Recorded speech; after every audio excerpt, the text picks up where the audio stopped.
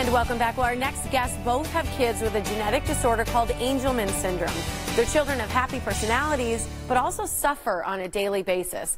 They describe life like our loved ones are locked in a box and they just can't get out.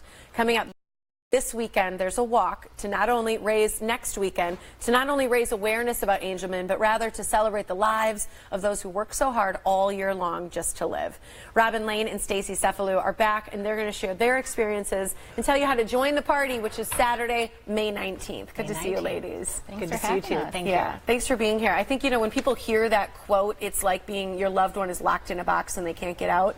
That just tugs at your heart. Talk a little bit about the stories that you guys have in terms of being having Angelman syndrome in your lives. Sure. My daughter Tegan is 11. She was diagnosed just after she was 2.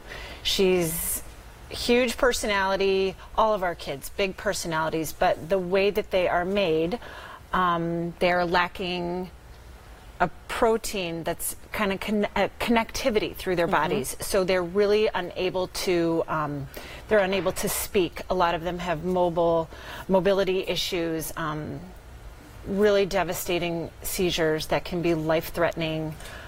But again, they're so happy, they're wonderful, but their receptive skills are very good. Their expressive skills is where it's lacking. So they know what they're listening to, and they just don't have the ability to say things and get it out.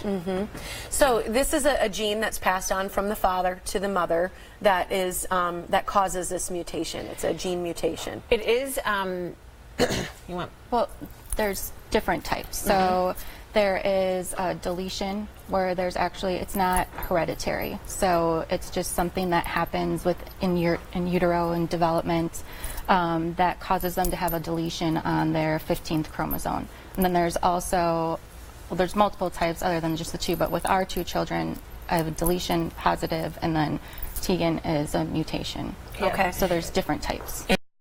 How are your children? Are they different than her children? Do they all have the same sort of, experiences in terms of how they live without being able to communicate? I'd say in general, yes, but there is a spectrum. So there are some children that are able to do more than others. You know, some are mobile, some are not.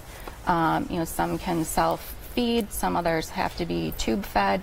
So it's a big spectrum of what their abilities and capabilities are, but in general, they all have the same type of, you know, it's the developmental, it's the mobility, it's the lack of speech. And yet they're happy. They are. Yeah, they incredibly happy. Incredibly happy. They are such joys to be around. They love being social. They love their friends. They love their family. You know. Love giving hugs. Yeah, they love giving hugs. Yeah. Watch out, they'll get you. And so walking is to raise money, right? And what does the money go to? Why is it important that people come out and walk and support this cause? This walk is so important because it funds different programs that the Angelman Syndrome Foundation supports. There are resources for therapists, for teachers, for families. It's kind of like a bank of different ideas or the services that are available by different states. And the Angelman Syndrome Foundation, they support all of those different endeavors to help families on a day-to-day basis. Yeah, it's very much direct support to you as families. Yes. Correct. Have either of you been able to use any of those services that you're like, wow, this changed our life?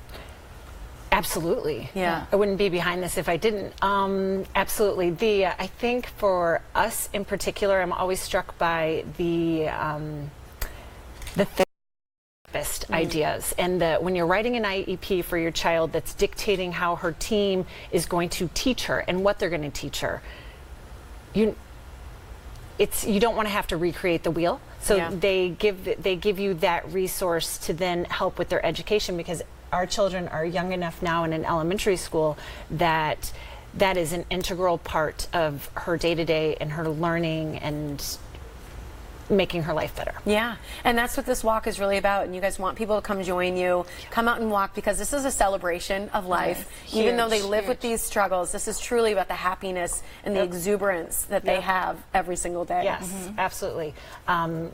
They work so hard every day. Every day. Everything is so much harder for them, and they still get up and they still do it.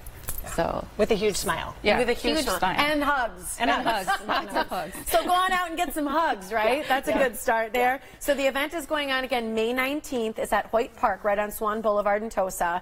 Registration opens at 8. The walk begins at 9:30. It's just a 2-mile walk. So it's really a family-friendly event. It'll have live music by Milwaukee's DJs, refreshments, silent auctions, games. So much fun. You can learn more at angelman.org/walk to take part and help to be the cure.